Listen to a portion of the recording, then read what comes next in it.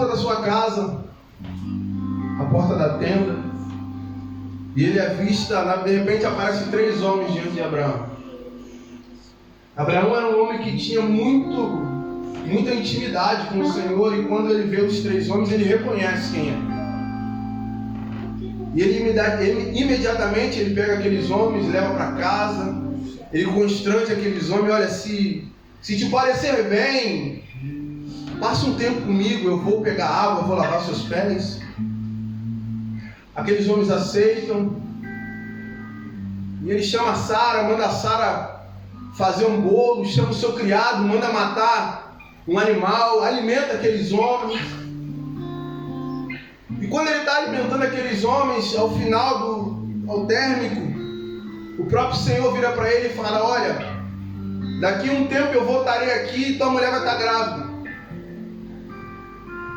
Sara está naquele 90 anos de idade. Olha para aquela situação, olha para aquela palavra, escuta aquela palavra e diz: é mentira, é difícil acreditar. Porque é difícil você acreditar em uma promessa. Quando está tudo bem, é muito fácil de acreditar. Mas conforme o tempo vai passando, conforme os dias vão passando, conforme a idade vai passando, conforme os anos vão se passando, a gente vai começando a pensar que é difícil Deus fazer alguma coisa que Ele prometeu, porque o tempo já passou. Mas nós precisamos entender que Deus não está alinhado ao tempo para cumprir nenhum tipo de promessa na minha e na tua vida. Porque a Bíblia diz que um ano para Deus é como 1000 anos, e 1000 anos é como um dia.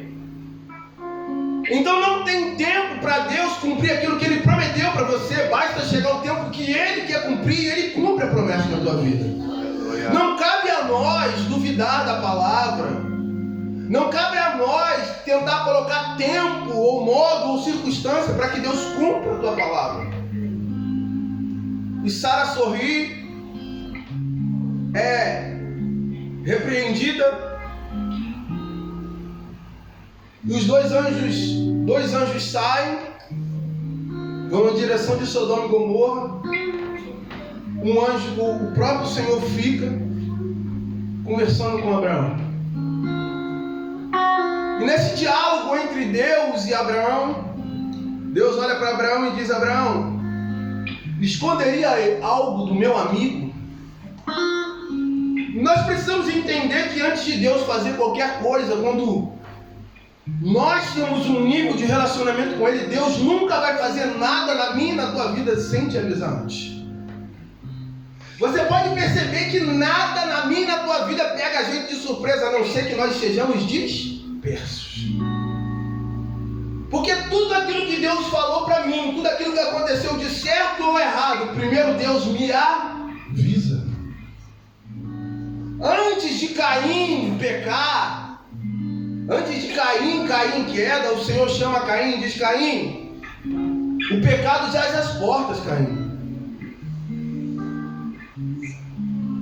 O pecado está doido para te dominar, Caim. Mas cabe a você não ceder. Cabe a você ser forte diante do pecado e não ceder, cara. Porque se você ceder, esse pecado vai te dominar. Antes de acontecer qualquer coisa boa ou ruim na minha e na tua vida, o Senhor sempre vai nos avisar antes. Eu não sei você, mas todas as vezes que acontecer alguma coisa comigo, o Senhor sempre mostrou em sonho, visão.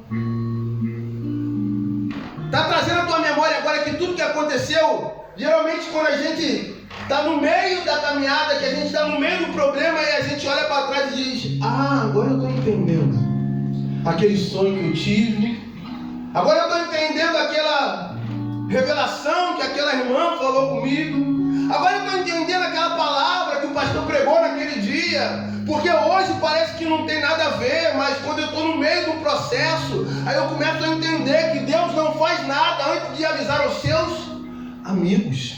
Amém. Depende do nível de relacionamento que você tem com Ele. Depende do nível de proximidade que você tem com Ele. Depende do nível que você se entrega na presença dEle. E Deus chama Abraão e fala: Abraão, eu vou destruir Sodoma e Gomorra. Irmãos, pense num cara que... eu não teria coragem de fazer o questionamento que Abraão fez para Deus. Porque Abraão começa o seu discurso dizendo: Deus, e se houver 50 justos lá? Irmãos, Abraão tenta pregar para Deus. Abraão fala para Deus: Deus, tu vai destruir o injusto com o justo? Abraão chega a usar o termo: Senhor, ai de ti, pai, fazer um negócio desse. Você consegue entender o homem tentando pregar o evangelho para o próprio Deus?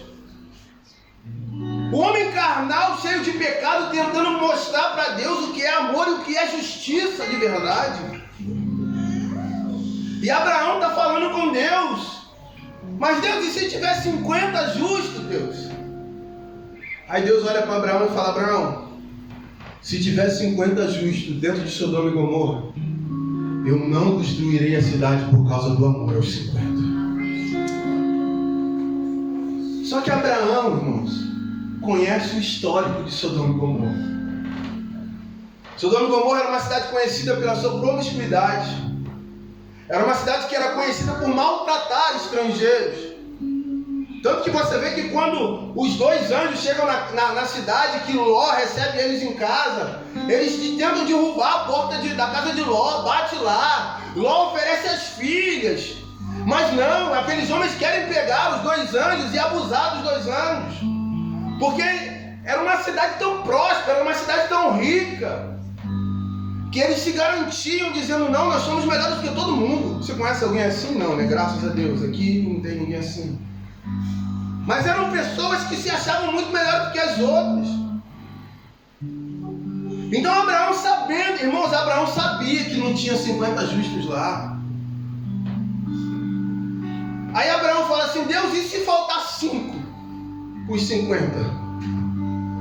Aí Deus diz: Abraão, eu não vou destruir Abraão por amor aos 45. Aí você percebe que a gente vai sempre tentando argumentar com Deus. Aí Abraão diz: Deus, e se tiver 40? Abraão, não vou destruir. Irmãos, eu fico imaginando que se sou eu, graças a Deus eu não sou Deus, eu já tinha perdido a paciência com Abraão na terceira pergunta. Porque Abraão conhecia a fama da cidade. Seja sincero, irmão, você não tem paciência. Às vezes a pessoa que faz 2 perguntas, você já dá na terceira resposta, sua resposta já é atravessada.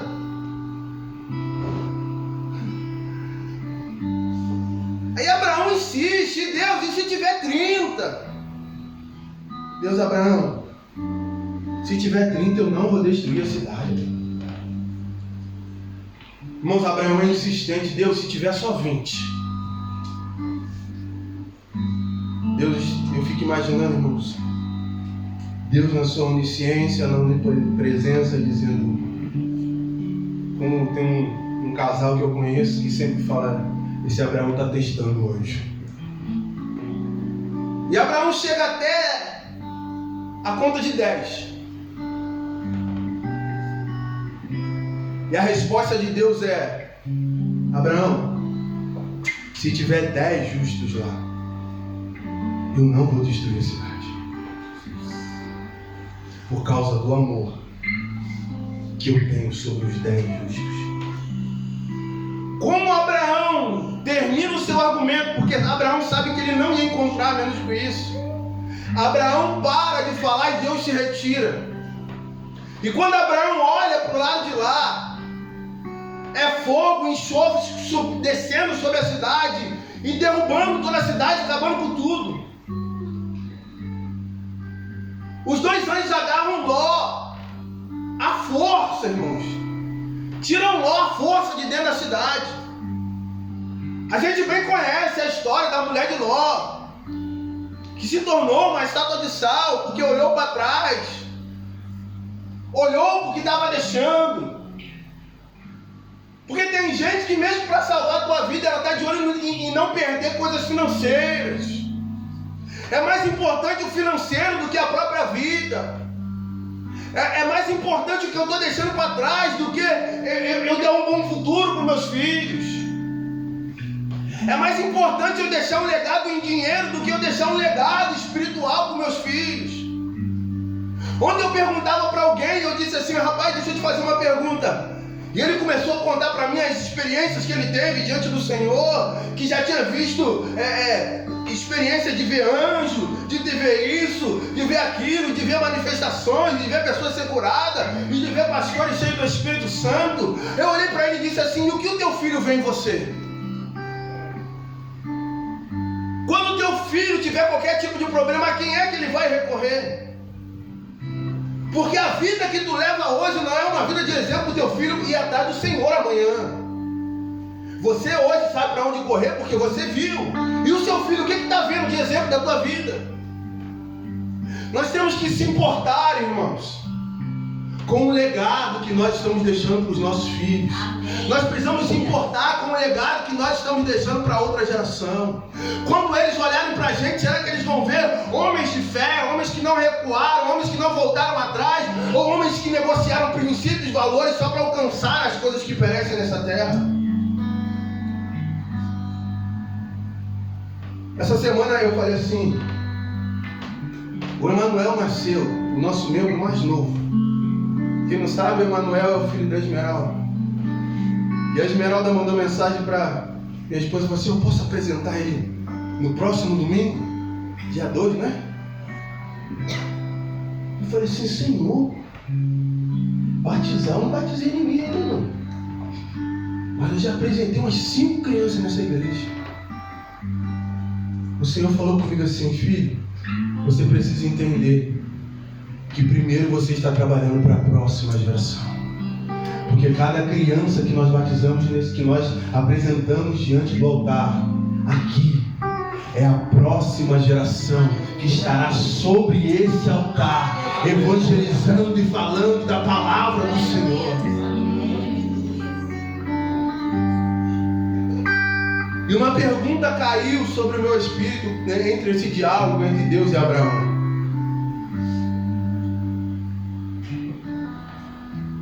Deus está destruindo a cidade por causa do pecado, ou por causa da falta, ou por causa da ausência de um justo? Deus está destruindo Sodoma e Gomorra por causa que os seus pecados já subiram, ou porque não tinha pessoas justas lá dentro para rogar ao nome do Senhor, pregar o Evangelho? Deus está destruindo uma cidade porque não tem profetas como Jonas capazes de ir anunciar e essas pessoas se arrependerem. Nós precisamos entender que tem muitos lugares que estão se corrompendo não por causa do pecado, porque nós, eu e você, estamos se limitando a estar dentro do templo, numa redoma de vidro, não se preocupando com a salvação de outros, mas achando que eu estou salvo, tá bom. Porque o diálogo de Deus é Abraão, se tiver 10 justos ali, eu não vou destruir a cidade. A minha pergunta é: se Deus olha para dentro do teu emprego, se Deus olha para dentro da tua sala de aula, se Deus olha para onde você está, se Deus olha para os lugares que você tem frequentado, Ele destrói o lugar ou Ele salva o lugar por causa do amor a um justo? A minha pergunta é: aonde eu e você estamos, está fazendo Deus ter misericórdia do local? Ou nós somos só mais um no meio daquele local aonde o cheiro do pecado tem subido às narinas de Deus? Porque Deus está destruindo muitos lugares, não é só por causa do pecado, mas é por causa da ausência de justos. Porque o justo, aonde ele chega, ele estabelece o reino de Deus. O justo, aonde ele chega, ele levanta um altar para Deus. O justo, aonde ele chega, ele contamina o ambiente com a presença de Deus. Você precisa entender que o que você está esperando o outro fazer, o Espírito Santo quer usar você para fazer. O que você está esperando o pastor para pregar, Deus quer usar a tua vida para ministrar na vida de outros. A maior pregação que você pode dar fora da igreja não é o que você fala. A maior pregação que você pode dar fora da igreja são as suas atitudes que você tem mediante as pessoas lá fora. Quando Deus está doido para exterminar a raça humana, Deus olha do céu e ele encontra um homem justo. E esse homem chama-se Noé. E quando Deus acha graça em Noé, Deus fala que ele era um homem justo. Amém. Deus, nesses últimos tempos, não está preocupado com o pecado da humanidade. Deus está preocupado em encontrar homens justos a qual ele possa usar para poder libertar o povo da providão do pecado. O que Deus está procurando são homens e mulheres justos, com um coração voltado para Ele. O que Deus está procurando são homens e mulheres com um coração apaixonados por Jesus, que não abrem mão dos princípios para estar na presença do Senhor. Aleluia. Deus está procurando Noés nessa geração. Homens e mulheres que vão construir arcas. Aleluia. O que Deus está esperando de nós não é só salvar a tua casa. O que Deus está esperando de nós é restaurar a humanidade. Paulo escreve na carta aos Romanos que a criação espera com ardente expectativa a manifestação dos filhos de Deus. Glória a Deus. Deixa eu te dizer uma coisa. Pode me chamar do que você quiser, não me importa. Mas todas as vezes que alguém é curado, todas as vezes que é devolvida a vista ao cego, todas as vezes que um aleijado volta a andar, todas as vezes que um mudo fala, todas as vezes que um surdo ouve, isso para mim não é um milagre. Isso é para mim, é Deus devolvendo e restaurando as coisas conforme elas deveriam ser. Porque ninguém nasceu para ser aleijado. Ninguém nasceu para ser surdo. Quem precisa manifestar nos dias de hoje são os filhos. Quem precisa manifestar no meio da tua empresa, no meio da tua escola, no meio da tua casa, são os justos. Sodoma e Gomorra não foi destruída por causa do pecado. Sodoma e Gomorra foi destruída porque lá faltavam homens e mulheres justos. Homens e mulheres que eram capazes de levantar os altares diante do Senhor. Homens e mulheres como Elias, que em meio à apostasia de Israel se levante e diz: ei, vocês estão adorando ao Deus errado. Eu vou mostrar para vocês que Deus é Deus. Segundo a minha palavra, não vai descer nem chuva e nem orvalho na terra. E fica 3 anos sem chover, para mostrar para o povo de Israel que quem manda a chuva não é Baal, mas é o Deus dos deuses. É por isso que você vai ver Elias declarando aquilo. Não era simplesmente para se mostrar como muitos imaginam, mas era Elias tentando devolver o povo a adorar o único e eterno Deus. A minha e a sua função nesses dias não é apontar o erro do mundo, mas é nós sermos canal de bênção onde nós estivermos. É nós implantarmos o reino de Deus. Você foi chamado como um embaixador do reino. Você foi chamado como alguém para estabelecer o reino de Deus dentro da tua casa, na tua escola, na faculdade, no seu trabalho, na sua rua, aonde você chegar, você é um embaixador do reino de Deus. Quando Deus olha para a nossa casa, o que é que Deus vê? Quando Deus olha para a minha vida, o que é que Deus vê? Irmão, se você estivesse vivendo nos tempos de Noé, Deus escolheria você? Deus conseguiria achar em mim, em você, um homem justo? Alguém que se aparta do mal? Ou a gente está tão acostumado com... Esses dias eu ouvi um crente dizer, não, pastor, mas isso aqui todo mundo faz.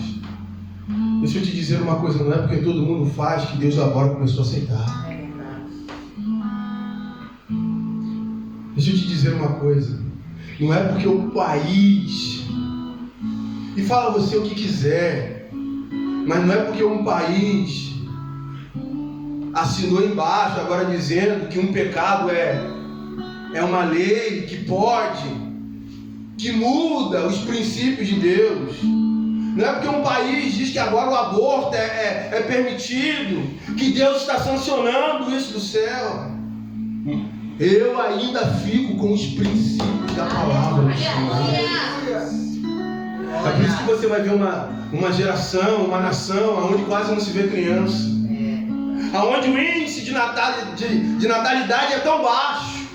Porque a gente está transformando o pecado em lei. E quando a gente transforma pecado em lei, a gente está dizendo, Deus, as suas leis para mim não servem. Eu fico com as leis do mundo. Aí uma pergunta que o Senhor faz na tua palavra. Quando o Filho do Homem voltar, achará ele fé na terra? Quando Deus olha dos céus, se fosse você que tivesse, se fosse eu, se tivesse esse grupo lá, morando lá em Sodoma e Gomorra, seja sincero, não precisa responder para mim, mas responda para você mesmo. Deus destruiria a cidade? Ou Deus ia manter a cidade por causa do amor à tua vida, por causa do amor à tua família? É muito fácil apontar. É muito fácil dizer, não, é comigo, a responsabilidade é comigo. A responsabilidade é minha. A responsabilidade é minha. Hoje, essa madrugada eu e minha esposa conversando, e é uma mensagem que eu já ministrei aqui um tempo atrás. Porque agora está na moda a gente falar assim, não olha para mim não, olha para Jesus. Quantos de nós já não falamos isso? Não, olha para Jesus. Eu sou falho, olha para Jesus. Aí Paulo deixa escrito na tua palavra, em uma das suas cartas, dizendo assim, sejais meus imitadores. Quantos de nós podemos dizer assim, seja meu imitador? Assim como eu sou imitador de Cristo Jesus. Não está mais no tempo da gente jogar a responsabilidade para Beltrano, fulano. Não está mais no tempo da gente dizer, não, mas a carne é fraca. Aí tem um pastor que pergunta, o pecado lá é alimento para a carne? A minha pergunta é, será que você pode bater no peito e dizer, ei, seja meu imitador, como eu sou imitador de Cristo? Será que as pessoas quando olham para mim, quando a minha esposa olha para mim, ela vê um imitador de Cristo? Será que as pessoas quando passam na rua, eles veem um imitador de Cristo? Será que as pessoas no meu trabalho, quando veem um imitador de Cristo? Será que eu posso bater no peito e dizer, ei, eu vou ser uma influência nessa sociedade. Amém. Eu vou ser um influenciador do reino de Deus nesta sociedade. Aleluia. Mas pastor, o mundo jaz no maligno. E o que eu tenho a ver com as trevas? Eu não tenho contrato nenhum com as trevas. Eu não sirvo as trevas. Pastor, mas você já viu? Eu nem quero ver. Mas pastor, você viu o que se levantou? Não me interessa. Eu estou interessado no que Jesus está fazendo. Pastor, mas o diabo não está brincando de ser diabo. E quem disse para você que Deus está brincando de ser Deus? Quem foi que disse para você que Deus está brincando de ser Deus? Perdoe, irmão, mas tem pessoas que me mandam vídeo que eu nem abro. Eu nem abro. Mas pastor, você tem que estar antenado. Não, eu tenho que estar antenado com o que a Bíblia diz. Eu tenho que estar antenado com Apocalipse. O que Apocalipse me manda fazer nos últimos dias? A gente sabe de tanta coisa, mas a gente não sabe o que fazer nesses últimos dias. A gente sabe de tantas e tantas notícias ruins.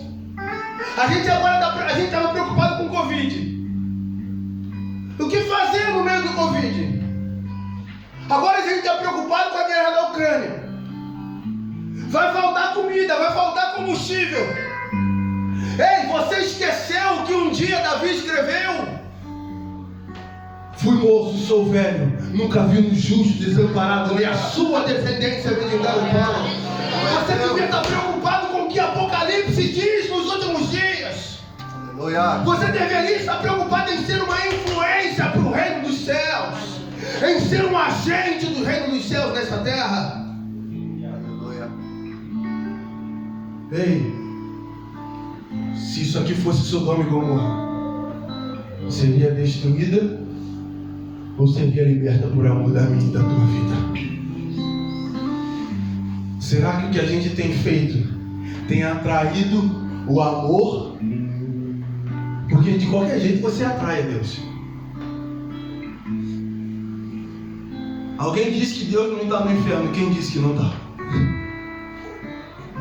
Até no inferno se revela a justiça de Deus. Então não pense que Deus não está no inferno, porque lá está a justiça e a ira dele.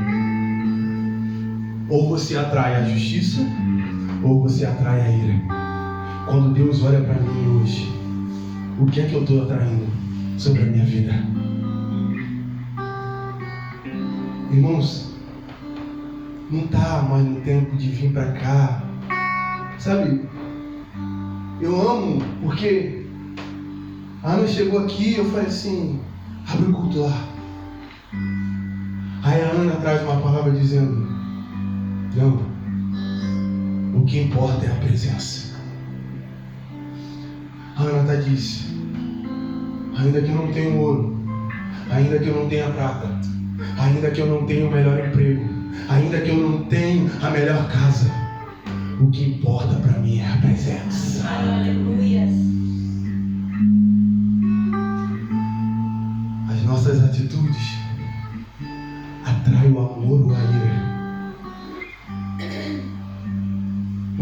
Vamos refletir nessa noite. Se o Laranjeira e Feijó fosse Sodoma e Gomorra, porque para você que não sabe, hoje é um conselho só. Com a minha e a tua presença aqui, atrairia o amor ou a ira? Deus olharia para Laranjeira e Feijó e dizia, eu não posso destruir aquela cidade, porque a irmã Nélia ainda mora lá. Amém. Eu não posso destruir aquela cidade, porque a irmã Graça ainda mora lá. Eu não posso destruir aquela cidade, porque todas as vezes que eu olho para a casa do Samuel, há um altar levantado para minha presença naquele lugar. A minha e a tua casa são altares que atraem a presença do Senhor. Você acha por quê que todas as vezes que a gente vem para cá sexta-feira, eu digo que o Laranjeiro vai ser uma bênção, eu digo que o Laranjeiro será um dos melhores lugares para se viver, eu abençoo os colégios, eu abençoo os comércios, porque eu entendo de uma igreja que influencia uma sociedade. Aleluia. Leia sobre os avivamentos, estude sobre os avivamentos. Um pequeno grupo que conseguiu mudar toda uma cultura de uma cidade. E a minha pergunta é: se Deus olhasse agora, o que Ele acharia no meu e no teu coração?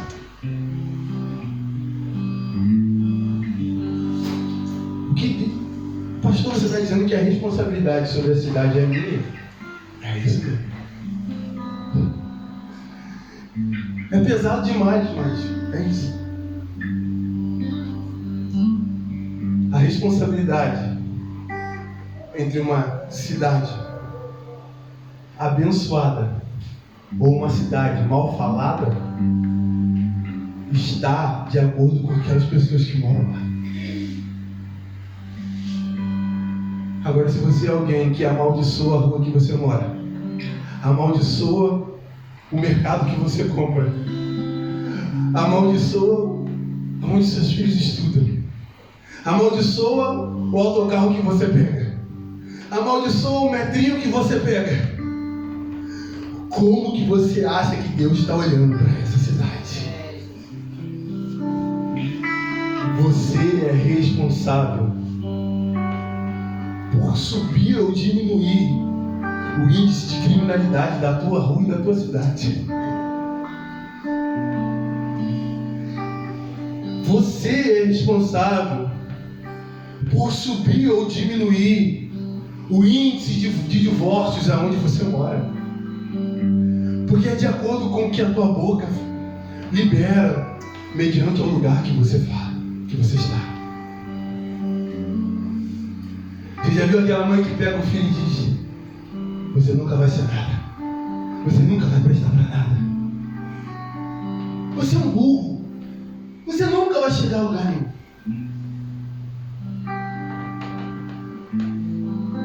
Olha para o marido e diz: tu é um bêbado, tu é um desgraçado, tu é alguém que não tem jeito, tu é alguém que não para emprego nenhum. Aí você olha para essa pessoa e diz: realmente é tudo aquilo que você está dizendo. Agora, quando você entra no lugar e diz: você já percebeu que aquele lugar onde você trabalha se tornou mesmo uma desgraça depois que você começou a dizer que aquele lugar era uma desgraça? Porque bênção e maldição estão no poder da...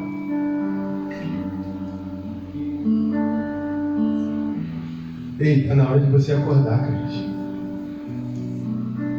Está na hora de você acordar e parar de achar que o seu ministério acaba entre você sendo salvo ou não. O seu ministério não acaba quando você é salvo ou não. Porque Tiago diz que aquele que pode fazer o bem e não faz é o quê? Comete pecado. Está na hora de você chamar a responsabilidade do prédio de onde você mora para você. Está na hora de você chamar a responsabilidade da rua onde você mora para você. Está na hora de você chamar a responsabilidade da onde você trabalha para você. Porque você é o embaixador do reino. Mas pastor, o mundo jaz do maligno. Para você. Mas pastor, é bíblico. Para você. Jesus me ensina uma coisa. Ele não diz: eu vou para o reino. Como foi dito aqui, o reino não é só um lugar. O reino não é só um lugar. O reino é um posicionamento que eu e você assumimos. Você que não estava aqui na sexta-feira passada, você perdeu a aula do Samuel, que diz que é tímido. Você que diz que apóstolo era só coisa lá dos... É só andou com quem andou com Jesus. Você sabia que apostolado era um ministério romano? Era alguém que se infiltrava para influenciar uma cultura. E eles iam na frente para preparar a cultura para o rei que ia depois. Você está entendendo qual é a sua responsabilidade como cristão no mundo que você vive? A sua responsabilidade é preparar uma cultura para um rei que você aguarda e que você diz que está vindo. É preparar a sua cidade para encontrar com Jesus. É preparar os seus colegas de trabalho para encontrar com Jesus. É preparar os seus filhos para encontrar com Jesus. E eu queria terminar essa ministração com essa pergunta: se o Laranjeiro fosse Sodoma e Gomorra,